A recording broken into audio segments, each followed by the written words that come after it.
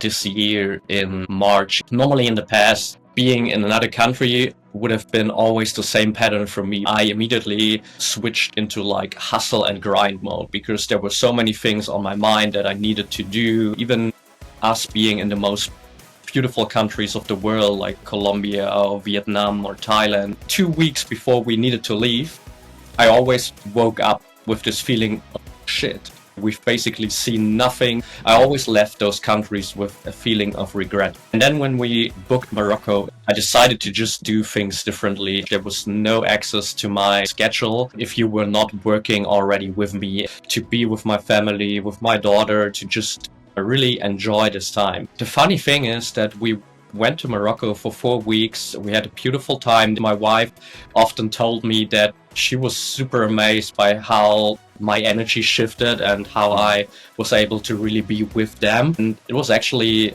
the most successful business month that I ever had in my career as being an entrepreneur. And that was so mind-blowing that I thought, okay, there is something here that I need to explore even more deeper.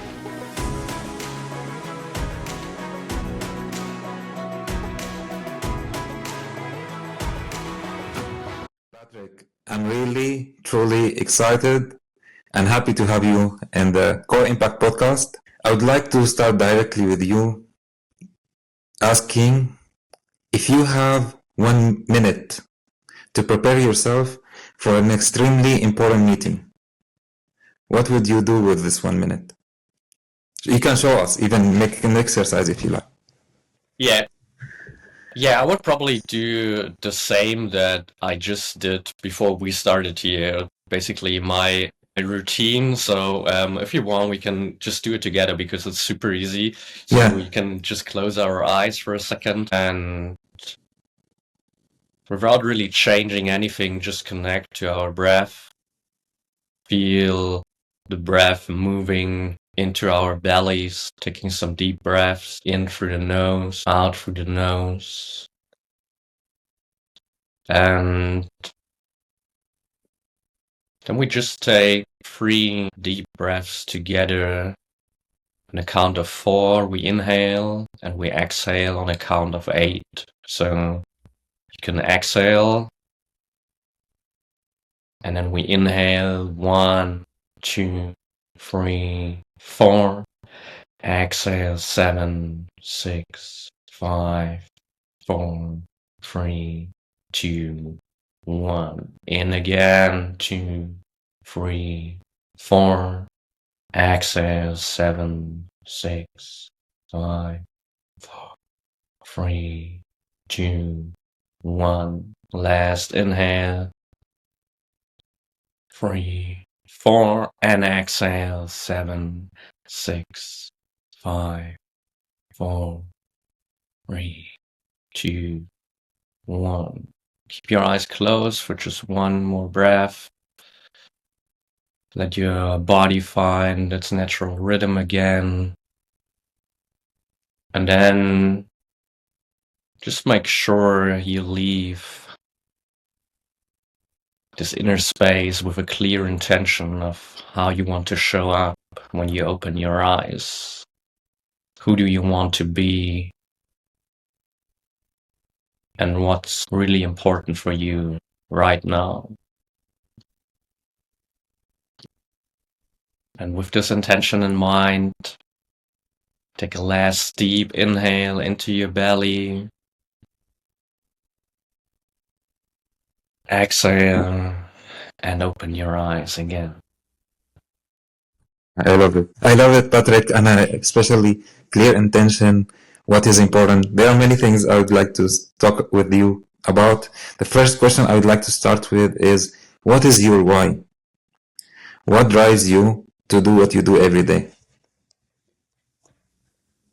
I would say that the why basically developed over the years of me being in my own journey of realizing who do I want to be and why am I here. So it's not that I someday woke up and say, okay, that's my why and that's how I want to serve the world. It basically developed over the years in my own inner journey falling into this old trap of how performance and striving for big goals works in those days. I went down the rabbit hole with all the hustle and grind and all the stress that came with it. Probably not that close from a burnout. I never fell into it, thankfully, but would I have continued like I did for a couple more months or years, probably would have ran into a wall.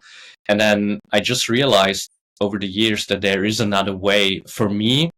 And then more and more I started implementing this into the work with the people that I share space with, let it be athletes, let it be entrepreneurs, CEOs, leaders. And I basically saw that the main purpose of my life is to guide people out of this old limiting performance world where we suffer a lot into a new world where we can really impact the world on the highest scale possible for ourselves without losing ourselves, and in a world where we are able to thrive not on the cost of our health and our mental health, but really from a place of what I call soul-led performance, where we really feel connected to ourselves, to others, to the world, and where we feel that everything is really aligned and we have this almost unlimited amount of energy to really go for what is important for us. Patrick, I feel your energy now while you are talking. This is something that also I like about you. While you are listening to the Core Impact podcast, please take a moment to pause and share with me. How do you feel? Are you enjoying the conversation, feeling inspired, or something else? I would love to know your feelings in the comments. I would like to know from you a personal story about one time when you felt you are moving in this state of from the old self to the new self, let's say, from the old self who wants to prove himself to the one who's free. Yeah, the first example that actually comes to mind is not that far in the past, because it was just this year in March, even though I was working on this topic for years on end, but this was like a huge breakthrough for me, because over the years I was traveling a lot with my wife. We were both like independent with our work, and we basically started traveling the world in 2018. And normally we have been to other places for like 3 to 6 months, and then we switched places, and we did this for almost 5 years until we knew that my wife is pregnant, and then we kind of decided to settle more here into Valencia and make this our home base for now. And still sometimes we travel. And in March we decided to go to Morocco for a month. And normally in the past, being in another country would have been always the same pattern for me, because we came to this new country and I immediately, like in every place, switched into like hustle and grind mode, because there were so many things on my mind that I needed to do, and programs that I needed to design, and to-dos that I needed to finish. And basically I locked myself in for most of the time, even us being in the most beautiful countries of the world like Colombia or Vietnam or Thailand or whatever it is.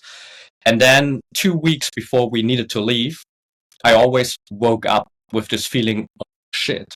Now we've been here for 3 or 6 months in this country. We've basically seen nothing. I've always just been sitting in my home and working, or maybe even in a cafe and working there. And then we kind of tried to fit in every sightseeing spot that we could in the last 2 weeks to even at least get a bit of a feeling that we saw the country. But I always left those countries with a feeling of regret. And then when we booked Morocco in the spring of this year, I decided to just do things differently on a huge scale. So I blocked my calendar for a complete March. There was no access to my schedule. If you were not working already with me in one-on-one sessions, I didn't cancel them. I kept them, but I kind of switched them all together on one day in the week so that I would have like the complete other days free. And then I really kind of in the first days forced myself to really be in this relaxed mode of, okay, we are here to explore this country, to explore the city of Marrakesh, to be with my family, with my daughter, to just I really enjoy this time. And the first 2-3 days were kind of difficult to really quiet my mind and to really arrive at this place. But then after day 3, it kind of switched, and I fell into such a deep relaxation that I was able to really enjoy the countryside and everything. And then mostly in the evenings when my wife and my daughter went to bed, I opened my laptop, I worked for like 2 hours, maybe something like that, did the most important things really, like I did in the exercise that we did in the beginning, always thinking about, okay, what's the most important thing that I can do right now? Where's the biggest impact I can create now? And the funny thing is that we went to Morocco for 4 weeks. We had a beautiful time there. I was super relaxed. My wife often told me that she was super amazed by how my energy shifted and how I was able to really be with them. And at the end of the month, I look back and it was actually the most successful business month that I ever had in my career as being an entrepreneur. And that was so mind blowing that I thought, okay, there is something here that I need to explore even more deeper than I had been in the last years. And that was basically another experience that just accelerated me on this path forward. Now, you reminded me of, I heard you in another podcast saying what is the most important part of the car, right? And I remember you said it's when you, no, I forgot it. Yeah, exactly. So, because I think you experienced it also yourself, because if you cannot know how to stop, you don't have the time to stop and see, is it really this direction that I want to go to? Then you cannot keep going like that. And this is something that reminds me of the direction is more important than how fast you are going, right? Yeah, for sure. Direction matters way more than speed, especially in the beginning. And on the other side, having the right brakes will just help you to move around corners that are coming up on the road. Because if you have the fastest car on the planet and there are no brakes, there are only two options. You can either go full speed and then you will crash at the first corner, or you can go so slow that you don't need any brakes, but by that you will just be super slow and life will just be super boring. So the essence is really to have those brakes, like in a Formula One car, for example, and to be able to go fast as possible when you can and when you know the direction and when you want to, but then also be able to brake and to use the brakes and to slow down when there is a corner, when you need to take a stop in the pit lane, and then recharge yourself, look at the right direction and redirect yourself. So that is such an important tool that we can inhabit for ourselves. You are the author of Flow Hacking. The first question here is, what is flow? And do we need it all the time or only in specific times, for example, when we are working or performing something? Depends on how we look at it, I would say. I kind of divided it in the book, and that's how I see it, because there's this level of like peak performance flow that is often talked about in sports and business and everything, and that is the flow that we have lots of research around it. And that is also the flow that like most people get addicted to in sports and business, because in essence, flow is just a special state of human consciousness where we feel our best and where we can perform our best. And it feels so addicting because in the moment of this peak performance flow, we get a very special cocktail of neurotransmitters that from our brain that helps us feel this way, and that's why we get so addicted to it. And on the other side, we can just perform like super freely. Everything feels effortlessly. We're kind of just in motion with everything that is around us, and we can excel on the highest levels. And that is the flow that we only need in specific moments of our days and our lives, because even though it feels great, this kind of flow is like super exhausting for our body. That is why after all those flow moments, we need time to recover to then later on enter a new flow cycle. And that will be reserved for like deep work sessions that we have in the day, maybe 1, 2, maximum 3 potentially deep work sessions for sports moments where we need to excel at the highest stage, or CEOs who need to deliver like a big speech in front of their company, or have an investor talk or something like that.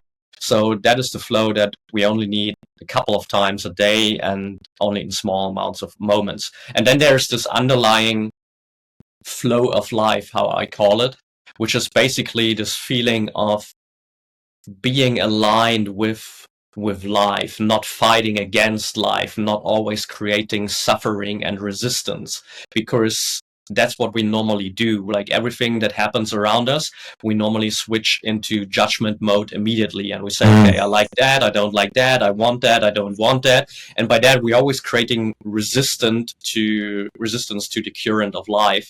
And if we are able to really kind of surrender and lean back and say, okay, I'm going to move with life here, because there is no other possibility if I want to be free from suffering and from this inner tension and resistance, then we have this underlying feeling being connected to life, being in the flow of life.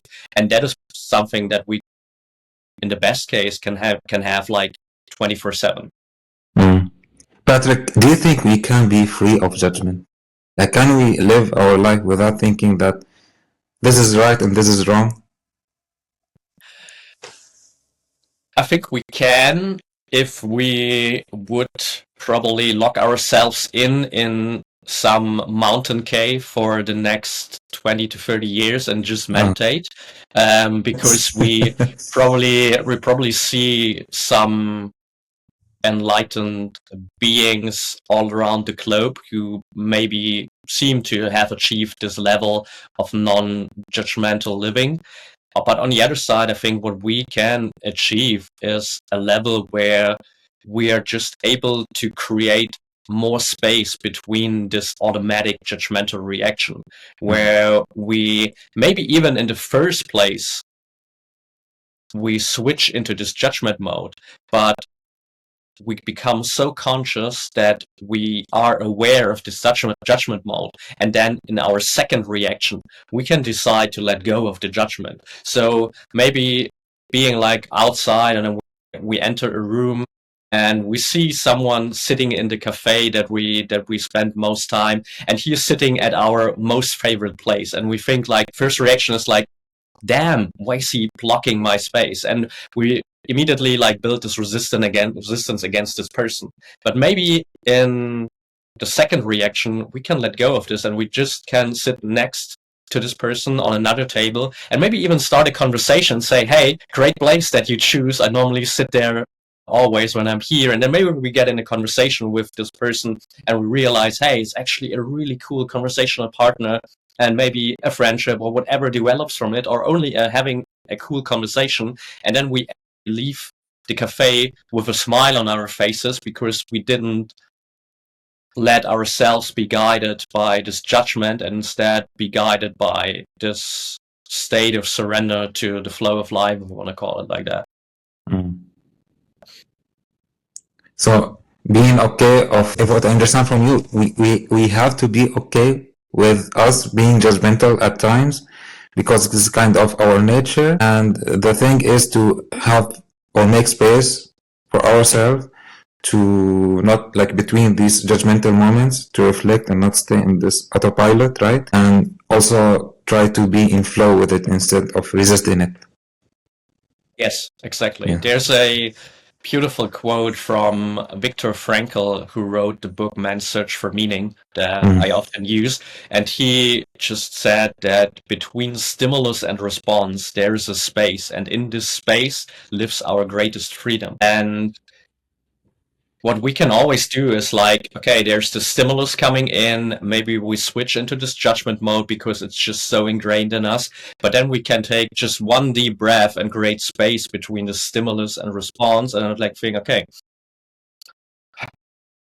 who do I want to be? Do I want to be this judgmental person right now? Or do I want to be open to what life offers me here? I'm gonna keep focusing now, since we started with the flow and the mind tools or mental tools.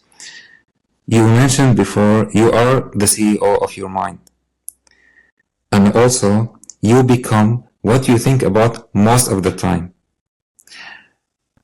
How does this mindset show up in leadership, and how can you say maybe also some stories when you talk with CEOs and leaders about this?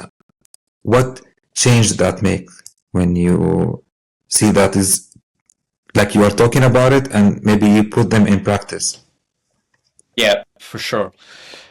To really make it as easy as possible, in the end, the concept of being the CEO of your mind is basically just how our mind works. Because most people, probably in the beginning, when we start diving deeper into how our mind works and everything, we often feel like we are the slaves to our mind because we feel like there's no possibility to escape this endless rut of like negative thinking and fears and anxiety and doubts.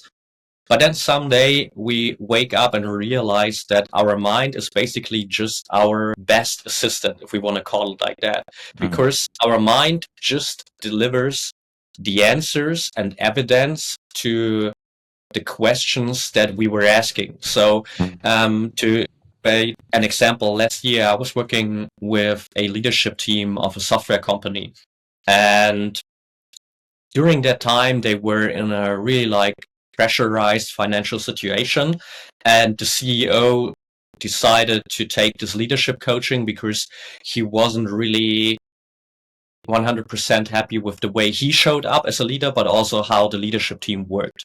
So when we started working together, he was basically always asking himself, why are the others not the leaders I want them to be? Why does the leadership team not work like super cooperative together? Why do they not create the success that we want as a company? So he basically was walking around the office all day looking for evidence why his leaders didn't show up the way he wanted them to be, why they were lacking leadership skills. And that was all he was seeing. So he was just looking for the failures and the lack in leadership skills within his leadership team and within himself. And that's how the brain works. We then just get evidence for all these situations. So it's okay, why do I lack leadership skills? Why am I not good enough as a leader? And then our brain just walks through all everyday experiences and even through everything that we remember and puts all the evidence in front of us at the desk and says, here are all the moments that you collected today that are evident for you not being good enough as a leader. And then at the end of the day, you just, yes, feel shit because you have the feeling that you are not good enough as a leader and your team is neither. So we then, in the beginning, just basically switched this on its head and said, okay, why are your leaders growing every day? Why are you growing as a leader every day? What's the evidence that you have that your leadership team is working together better and better every day?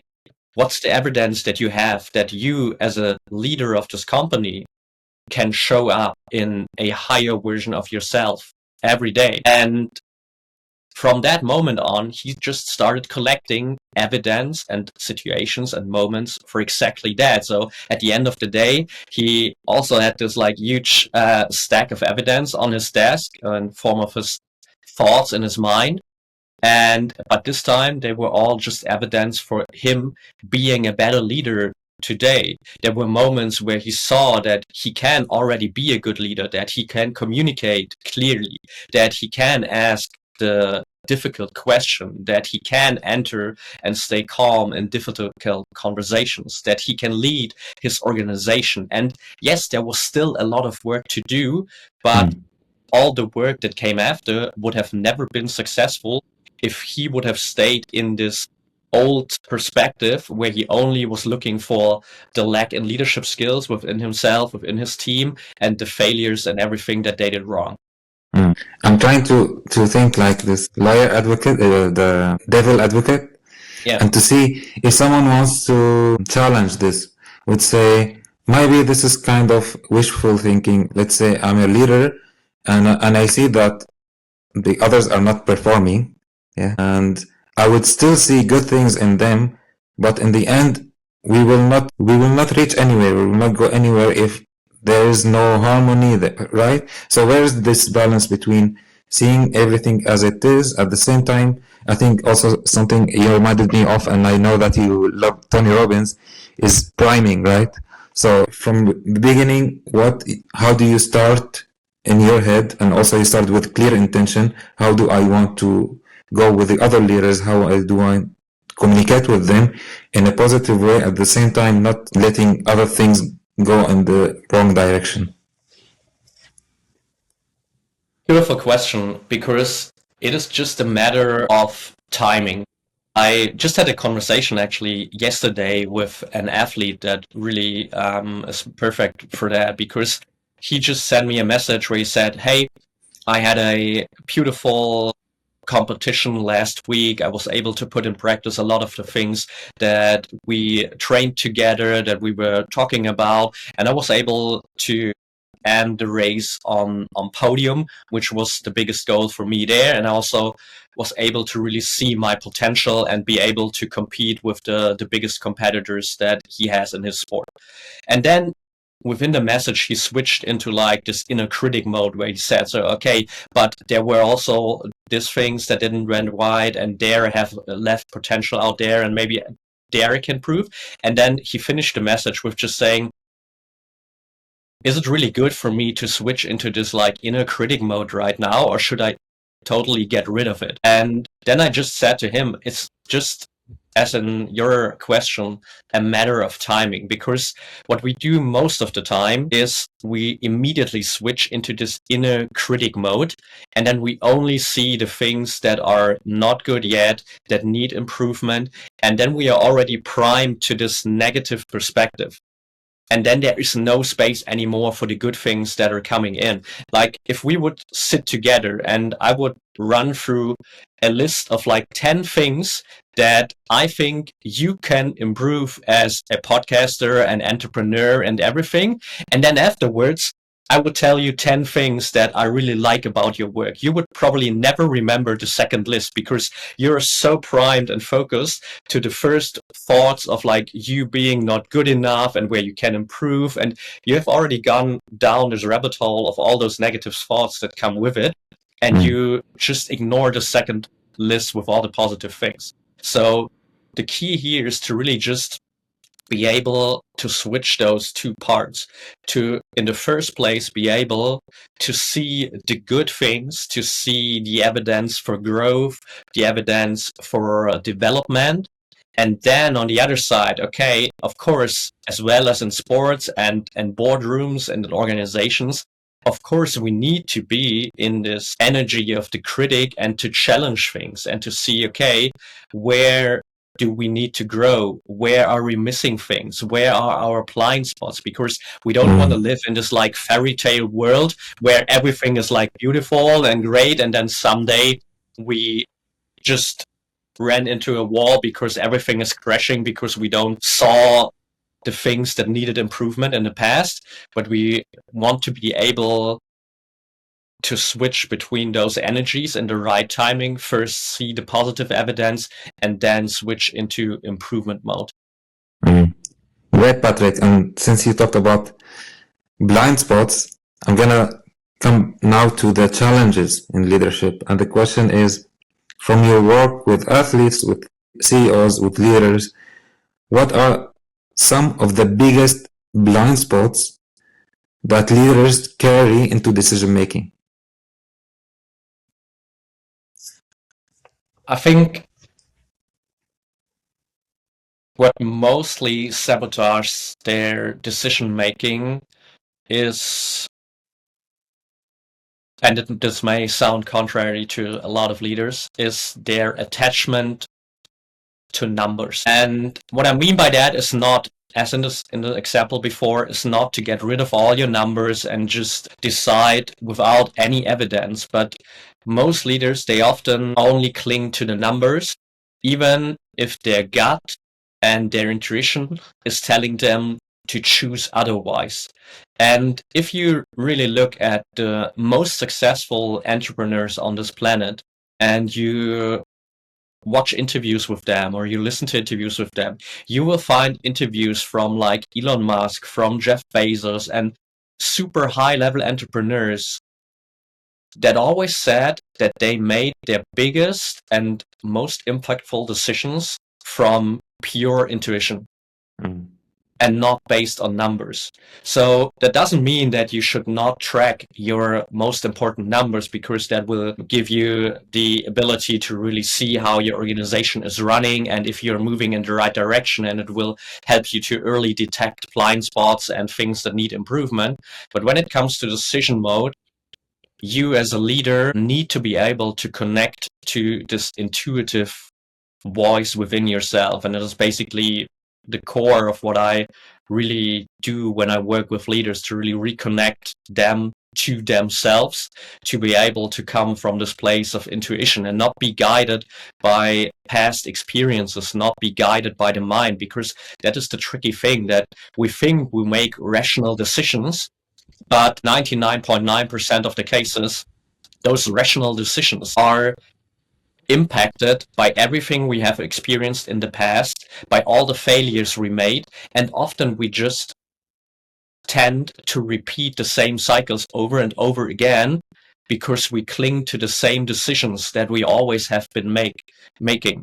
So we don't allow ourselves to make the switch and make a decision that is completely contrary to what we did in the past, but that may be the most expansive and most growthful thing that we can do for our organization right now. So I think really being able to get to this place of intuition, which is directly connected with a place of peace and calmness within. Because if we make decisions from an energy of stress and pressure, we will never make the best decisions around that. So there are lots of studies around that, how stress negatively impacts our ability to make decisions. And so we need to learn to really get to a calm space within, which is exactly the space where we also connect to our intuition, and then we will make the best decisions. If you are enjoying the Core Impact podcast and feel inspired, let's connect on LinkedIn. You can search for my name, Omar El Mamlouk, or click on the link in the description. I would love to hear your thoughts or collaborate on projects around mental health and well-being at workplace, inclusive leadership, inner leadership, and the future of work. Let's co-create impact together. This also reminds me of something you said before that I'm translating now. It's kind of, we already know what we need to know, right? Yeah. And also, if I remember in myself, and I think everyone who is listening also can relate to that, the biggest decisions we made and the most fulfilling ones in our life, they came after we did it also from our intuition. I think it's not only Jeff Bezos and all these leaders. Now, also the question, how, if we know already what we need to know, if I take it like in a superficial way, doesn't that contradict with the willingness and this desire for us to learn?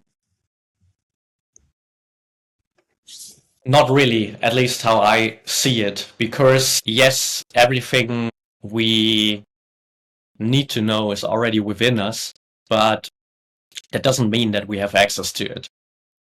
So it's like the example of a big library. So imagine a library with all the knowledge that we as humans collected in all the ages. So all human knowledge is within this library, and you enter this space, and you know, okay, everything that I need to know is within here. But it doesn't mean that you already have read all the books and you already know all books from within. So that's the same for us. So if we will really get to this place, we see everything that I need to know is within us, but it doesn't mean that I directly have access to it. And the path of learning is to get access to all those aspects of knowledge that are hidden within ourselves, to all this wisdom, and really be able to remember all this. Patrick, when you were talking, I had goosebumps. I really felt it. Wow. And I really like the example or the metaphor. There is another thing that I'd like to dive deep into, because also you mentioned it a bit, and I know that you bring awareness into it, which is negative bias. What is negative bias, and how also this affects leaders in everyday life? It basically reconnects to the aspect that we were talking about before with the CEO of our mind, because negative bias is just the way our mind is primed to primarily see threats and danger in our lives, which is just something that is still within us from the ages where we're just sitting around the fire, where we needed to be able to detect danger, because if there was like an animal around the corner that could kill us, we needed to be aware of that. And back in those days, there weren't no abilities to hide ourselves really from those animals. We had no houses that protected us. We had no weapons and whatsoever. So we were not living in the same safe spaces that we do today. But this bias is still ingrained in us. We tend to see all the threats and dangers and negative things first. And then we're already primed by that, and we live in this negative bias. And we really have to relearn how to see the positive things, how to see the things that we are grateful for. And if we stay in this negative bias, we will not only be in a world where we for ourselves have the feeling that everything is negative and everything is a potential threat and danger, and there is no like vision for improvement in the future, but we will also directly impact all the people around us with this negative bias. So we all have been around people probably who have primarily been stuck in this negative bias, and you can extract those people and put them in the most beautiful places with the most beautiful vacation home, and they will still find something that they don't like. For example, I just I remember my grandma, who, yes, sometimes tends to be a lot in this negative bias, but she's already 75, almost 75 now. And for last Christmas, we gifted her and her man a holiday close to their home, where they could spend some days in a really cool hotel, and it was also connected with some talks with a former sea jumper, an athlete that they admired in the past, and they were able to talk to him. So it was like really cool experience. The first thing when they came back that they told us was like, when we were sitting at dinner, it took almost 2 hours until we were finished with dinner. So they were just like complaining that the dinner took too long, and we were just thinking like, there was nothing else for you to do. Why could you not sit there and enjoy the dinner for 2 hours? But it was them like just immediately switching into this negative bias. And then just after it, and when I was like asking directly for it, they were able to say, oh yeah, and by the way, we had the most beautiful room in the hotel. We could directly see the mountains, and the talk with this former athlete was great. It was super silent. He was talking a lot, and he was super talkative, and it was a great experience, and I really enjoyed it. But her first reaction was like, okay, this was not that optimal, and she immediately switched into this negative bias, and that is just what happens if we don't escape it. I'd like also to hear sorry from you. Let's talk about the shift. So when we talk about either negative bias or all this negativity, or let's say survivalship mode, do you have any experience or story that you can say you worked with a client, with the CEO, any leader that changed from the survival mode to the creative mode, let's say, and how did this shift affected him or her? Yes, I can. I just finished actually a 6-month coaching container with a COO from a big medical company, and he's responsible for 500 leaders in the German location, and they are part of a bigger US company. And when we started working together in the beginning of the year, he was in a state where he was like super exhausted. He was super stressed. He's already 61. He had a lot of leadership experience, but he was super exhausted. Communication with the headquarter in the US was super stressful because they kept switching CEOs and there was no like real clarity, and they felt like the US headquarters just forced everything on them. And he was like super close to thinking about leaving this job that he did for the last 10 to 15 years. And he really loved this job in general because he loves to work with people. He loves the people that he works with in his location. He built a cool leadership team that he also takes to some retreats during the year. So he already did so many things great, but he was still in this operating energy of like stress, pressure, conflict, and that just drained his energy every day. And we then not only started switching his focus to see the positive things, but we really started from where he led, the energy that he led. So really see, okay, right now you're leading from pressure, from stress, from this inner conflict, this fighting against all the things that for you seem bad. Let's switch this. Let's get to an energy where you feel calm inside yourself. So really working with his nervous system and really calming down, because most leaders, when they have this constant stress, their nervous system is just in a constant battle for survival. And in this constant battle of survival, we just feel like energy is draining from us in such big amounts that even if we do nothing during a day, it feels exhausting. And we started really doing this nervous system work together. We started doing breath work together. We implemented some new routines for him together. And also we implemented this like mindset of flow and ease and inner freedom for him, which basically just simply starts with asking yourself, what if it were easy? And if you really apply this in a moment where you feel stuck in a situation, where you feel super stressed, where you don't know where to go, and then you just sit back and you ask yourself, okay, what if it were easy? You just open new doors of consciousness that have never been available for you before.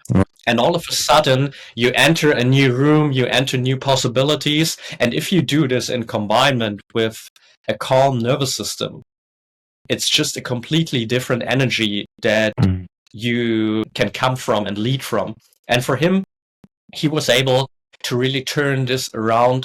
For him, over the past 6 months, his organization in Germany went through a big reorganization, and he was able to guide them all through it from a really smooth energy, not having the feeling of being exhausted. And just in our last session that we had, he said to me, to be honest, right now, in my everyday work, I feel the same energy that I normally only have when I'm on holiday. And so also his wife told him that he seemed to be super calm and she didn't knew where this come from. And so he got a lot of feedback also from the outside that he had changed his energy and that others could feel the new freedom and ease and calmness that he carried. And that was just a way for him to really change his leadership experience for himself and also for everyone around him. I'm curious, Patrick, when you work with such clients and you said you implemented some routines, do you usually have like a package of routines that you tell them this is 1, 2, 3, breath work, meditation, journaling, or anything else? Or you adjust it depending on the client and how it affects him most?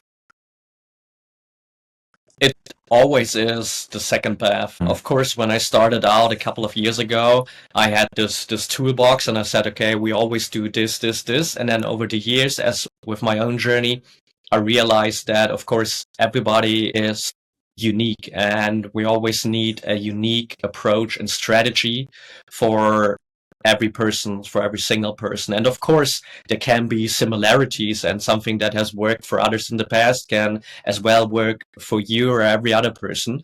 But the beginning is always to really look at, okay, where are you right now? What are the triggers in your everyday life? What is stressing you? Where's the resistance? And also, what are the possibilities that we have to integrate routines? What are the routines that you connect most with? And of course, this starts with us just trying some routines. So to really say, okay, here's a breathwork routine. I want you to try this for the next week.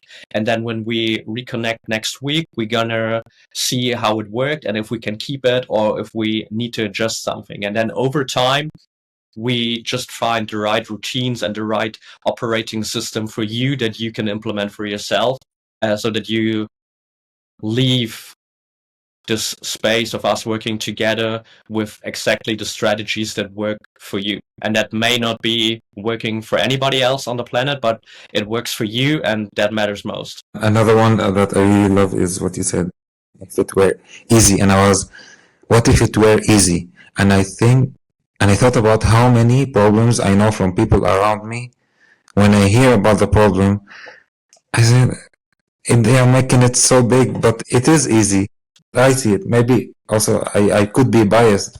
And even when I think about many problems that I had in my life, I say, okay, it could have been easier if I just made it easy, I think. So I think this is a very, very important and, I would say important thought that you brought here, and it's very great to think about how to implement it. Do you feel inspired by this conversation? If that's the case, please share that with me, write me a comment, and share it with a friend that you know will benefit from this podcast. Core Impact Podcast is on YouTube, Spotify, Apple Podcasts, and all other major platforms. Now, you reminded me also of something else that you said, that affirmations could not always be beneficial, but we can try reframe affirmations in a form of question, right? Would you like to expand on this? Yeah, for sure. It's something that I just came across on my own journey, because early on when I started this path of personal development, almost 12, 13 years ago now, I stumbled upon this technique of affirmations really quickly. And then I connected with it and I thought, okay, sounds great. I only have to tell myself all those sentences over and over again, and someday I'm gonna be living in this new reality. So I printed them all out in my flat back then, and I put them in my bathroom mirror and on the fridge and beside my bed and as a background screen of my phone, everywhere I could see them over the days. And always I've found myself that they were not really working the way I thought they were working, because there was always this background noise who tried to sabotage this affirmation. For example, if I was standing in front of my bathroom mirror and I was going through just a simple affirmation to say, okay, I am rich, there would be this subtle voice inside my head that said, no, please look at your bank account, you are not rich. So the second I said this affirmation, and of course this is just a super simple affirmation and there are more elevated ways to do this, but always, every time we just use this part, there's this voice of our subconscious that is sabotaging it and telling us that things are not the way we say they are. And I just realized for myself that if we ask the right questions, I help my mind to work with me instead of against me. So if I stand in the same situation in front of the bathroom mirror and I ask myself, why am I rich? My mind has no ability to sabotage it. did is he needs to be on board to search for evidence. And then I basically start thinking, okay, I am rich because I have a great family and we have a lot of family and love in our family. Okay, I am rich because I can basically live in this great apartment here and I can pay my rent every day. My fridge is full. I am rich because I can travel the world whenever I want to. So basically, doors are opening up with things that give me the evidence that I am rich, which have not been there yet before. And then all of a sudden I get the feeling of, yes, I am rich. And that is exactly the feeling that we want with the affirmation. But if we use like this normal affirmation with I am rich, we have to go through it maybe 1,000,000 times until our mind finally stops sabotaging it. But if we use the question, our mind will be on board from the first second on, and then it will be much easier to get to this feeling of I am rich, I am healthy, I'm successful, whatever it is that we want to achieve with the affirmation, just by switching to the right question. Patrick, there is one thing also that you mentioned before, it's the win. And I think about the win as a win, really, which is what is important, right? What is important now? So is the in. So what is important now? Every time since I heard this first time from you, every time I think about it, whatever I'm doing, most of the times when I think, okay, I'm doing something that is not really important now, like now, the conversation, the most important thing is to be with you. Not to think about the next question, for example, not to think about, I don't know, what we're going to do after or anything else. It's just to be present with you. I would like to, from you to tell me, how do you also apply it in practice, and how can you really be present? And can you be always present, by the way? Yes, super important focus. Of course, like probably the same that you were asking with the negative bias and everything before. I think we can be present all the time, but maybe not right now in like a 24-hour window, because it just needs such a big level of awareness to be present in our modern world. If we would like move out to nature, completely disconnected from the world and just living our life there, it would probably be much easier to be present. But in this world here, we have lots of responsibilities, we have lots of impulses from the outside, we have lots of distractions. So the ability to be present already like became a superpower in the modern world, I would say, because it's so hard to achieve for most people. But on the other side, it can be easy to be in this state of presence, which is basically, for me, the most important thing is to always reconnect with my body, with my breath, especially because the breath is basically the coolest tool for presence that we carry with us. Our breath is always available every day. We are breathing in every moment. And if we are really focused on our breath, we are automatically present, because we cannot breathe in the future, we cannot breathe in the past. If we are breathing consciously, we are breathing here right now in this moment. So whenever we really reconnect with our breath, we immediately enter the space of presence. And that is something that we can do almost every day in super small situations. So even though when we are sitting here in our interview and you are talking and I like find my head thinking about things that maybe come up today and what I'm gonna buy later on when I go shop groceries and everything, I can really just reconnect to my breath. It's like, okay, like you said before, connect to the breath, and then also for the mind to guide him back to the present moment, this question of what's important now, to then really see, okay, yeah, the most important thing is to sit right here with Omar, to be present and to be in this interview space until we are finished.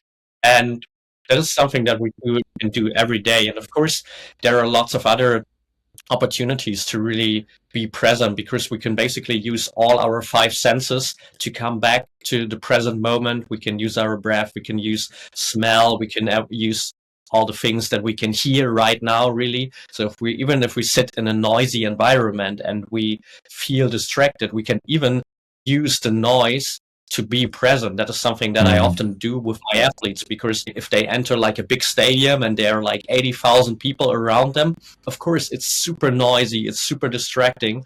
But if they just close their eyes, and if you keep just listening to the voices and the sounds that you can hear, you immediately switch into present mode, even though it is super noisy and is super distracting. But you just focus on the essence of it, which is just the noises happening right now. And we can use what we can see right now. So if we really focus on something that is just happening in front of us, we can immediately switch back to this present mode. But to really sustain it, like I said before, it needs to be connected with our nervous system and the way we breathe.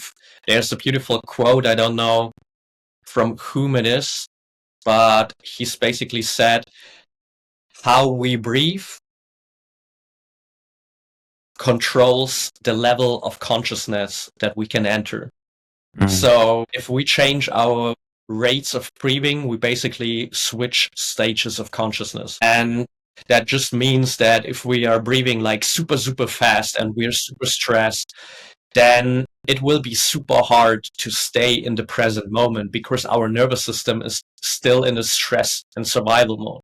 But if we connect with our breath, calming down, and then focus on something that is happening right now, it will be much easier to really stay in this presence. And over time, the more often we do it, those small moments of presence will connect during the day, and all of a sudden we will have the feeling that, oh wow, for the last hour I was so present that I didn't really remember anything around me. I was so focused on what I was doing. And maybe then I get taken out of this presence by my phone ringing or whatever is happening. But I have been more present during a longer period of time. Thank you, Patrick, for this and for bringing this also again, the breath. I'd like to understand here. So every time you think about, for example, what is important for me now, you think one of the methods to apply it to, you think about your breath, right? Or you feel your breath more. And if you do it more often, then it will be more natural for you to breathe deeply. Like it's most of the time, maybe throughout the days or the years while you're doing this, you feel that most of the time you are like you don't have this superficial breath. Yes, of course. I mean, basically everything that we today in the modern world experience as something negative, let it be this constant distraction, this constant state of being in the past, being in the future, this thinking that is not connected to the present moment, this states of anxiety, doubts, this negative thinking, this inner stress response that is constantly going on. We basically trained ourselves to be in this state. Or for some, maybe even better be said, we have been trained to be in this state. They may not train themselves consciously to be in the state, but we have been trained to be in the state. And of course, we can also train ourselves to be in a state of presence, of really deep breathing, of consciously thinking about positive things or something that is really connected to the right now and here. So we can, of course, train ourselves, and the more we do it, the more natural it becomes to us, and the more easy it feels for us to really be in this state. So it's like with every skill that we need to acquire, the more often we do it, the more natural it becomes. And the same is with our deep breathing, with our flexible nervous system, with our ability to be present. We can train this, and then at some point it will be just natural to us. What I like also about this, that while I'm talking to you, I can always do it directly. Like I'm talking to you and I'm breathing now. Because we are talking about it, I'm breathing more deeply and I directly feel calmer. And that's one of the things that when people say, okay, maybe you are talking a lot about positive thinking or whatever, I don't know what all this self-help or anything like this, it might be something that almost wishful thinking, etc. But there are so many practices that you can, just by practicing it, feel the difference immediately. I would like to talk to you. Hey, do you want to comment on this? No, I think what you said is basically just the perfect example for how easy it can be, because that's how I always start my conversations with everyone I'm talking to. They may be in a situation that is super hard for them and they have been trying to escape the situation for years, maybe even decades. But I really think that it can be easy, because if we start with those simple things like one conscious breath, we just feel an immediately drop of stress and we feel this relaxation going through our body. And of course, for some people, this may disappear with the next breath because they fall back into old patterns.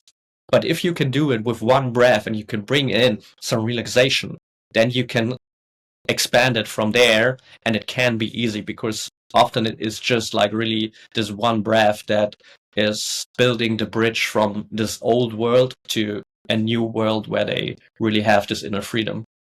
Patrick, since you are talking about the new world, I would like to talk about the future now a bit with you. And from your experience, what are the top 3 core skills that leaders must have in the next decade? Ooh, great question. I think number one, for me at least, will be, if I want to bring it down to one word, it's going to be self-leadership, because the way we lead ourselves is the way we lead others. And if we are not able to hold ourselves in a space of calmness and purpose and presence and expansiveness, then we will not be able to hold others in it. So we carry and lead ourselves will be the role model for how we lead others, and that will be core skill number one. The second for me is empathy, because I think most conflicts in organizations arise from a lack of empathy between the leaders and the team. Maybe it goes both ways, but if we want to talk from a leadership perspective, really not being able to step into the shoes of your teammate and really get a feeling for what does this actually mean for them? How do they actually feel? Struggles are they facing on an everyday basis? If we don't have this level of empathy, it will be super hard to help them develop themselves and be in a space where they feel they are acknowledged, they can expand themselves, and they can really grow as a person, and they are accepted the way they are. And the third skill that for me directly connects with this is communication, because we can have the best self-leadership, we can be the best role model in the world, we can have the highest level of empathy, but if we cannot communicate this empathy and everything that comes from this deep level of self-leadership that we have, nothing will grow. So we need to be able to communicate in a way that enables others to grow, to connect, to see our perspective, to bring in their perspective. So I think the best leaders in the future will be the ones who are able to lead themselves on the highest level, to empathically connect to others, and to really communicate on a way that creates possibilities and connection. I like the word also, you said possibilities many times. I'd like to tell you about the possibility now. If you imagine, like close your eyes, just put it, it's something out of our mind, let's say, and let's say if we wake up now in 2035, how would the workplaces be if everything went in the best scenario you can imagine?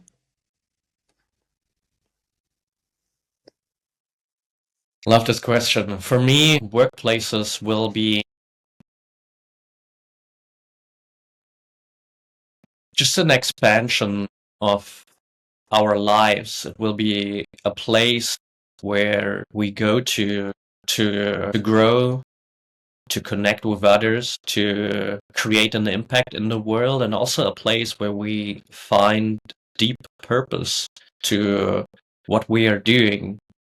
A place that gives us a lot of energy and really adds on to the quality of life that we have, and basically gives us the opportunity to be our best selves. I would like to end now with 2 questions about call to action. The first one is, what advice would you give someone who feels the pressure to perform but longs for freedom?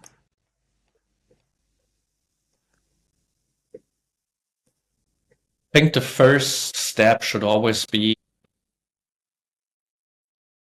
to create some space for yourself and to really get clear on who I am right now and how do I operate and feel on a daily basis right now. And then on the other side is, who do I actually want to be?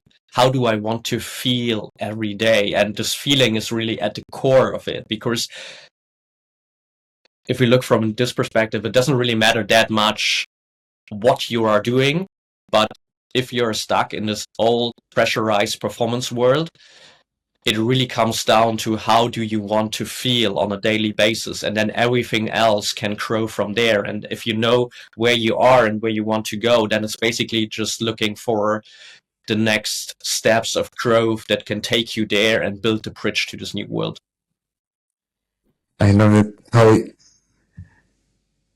there is the feeling, like really, if you think about it, let's imagine me or anyone who's listening, you have everything you dream of, like really everything material, whatever it is, the job you want to be, you have your own business, relationship, wherever you want to live.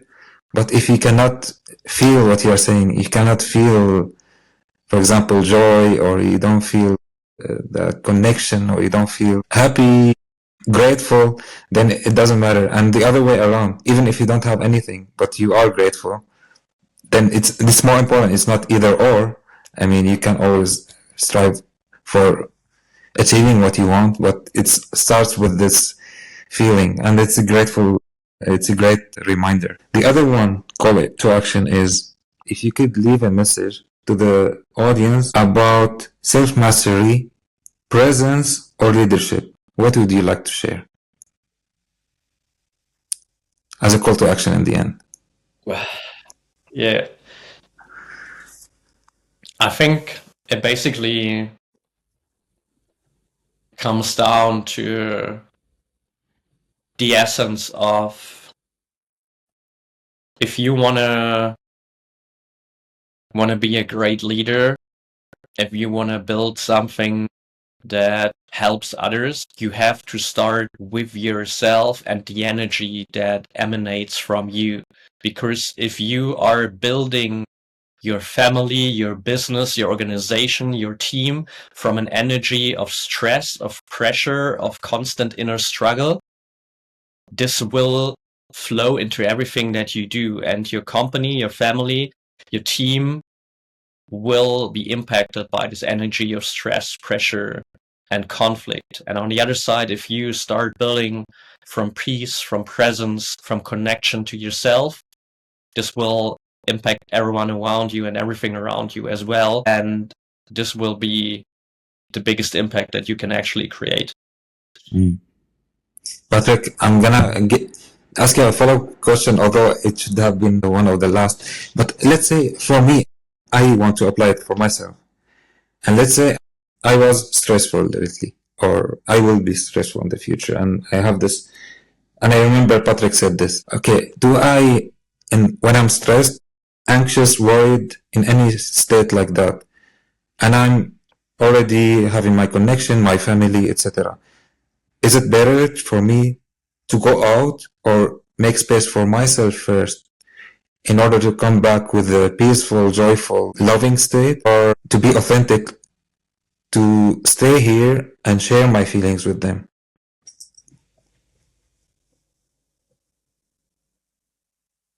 It depends, and I think it probably most of the times goes both ways. Because if you, for example, if you're now engaged with your family and then you just feel this level of stress and pressure within you and you feel the need to go out and create space for yourself, if you just do this without communication, it will probably create conflict with your family.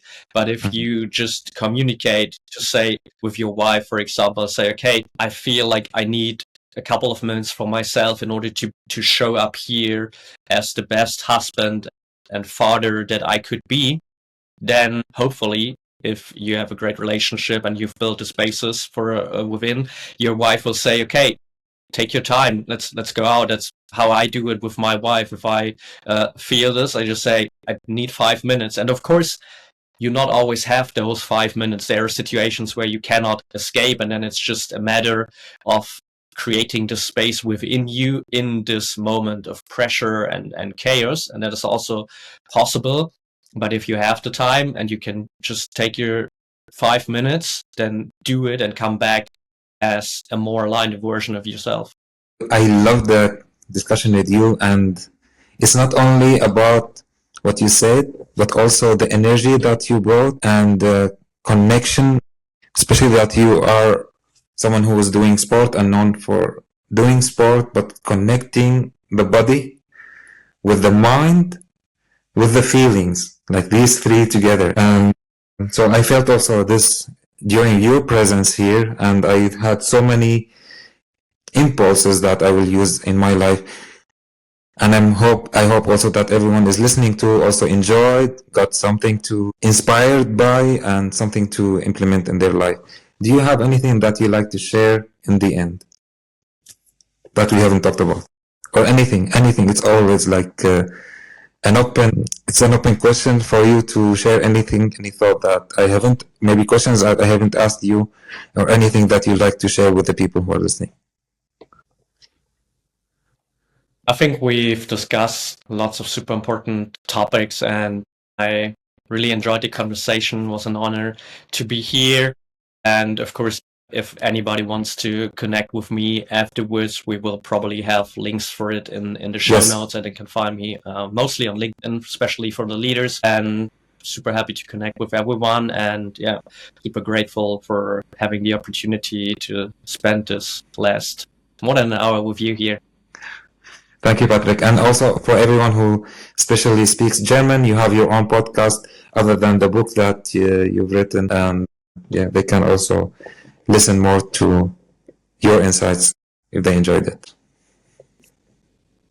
So I'm gonna... Thank you, Omar. See you. If you have enjoyed this podcast, feel free to connect with us on LinkedIn and to follow the podcast on YouTube, Spotify, Apple Podcast, and all other major platforms. Enjoy every moment. Until next time.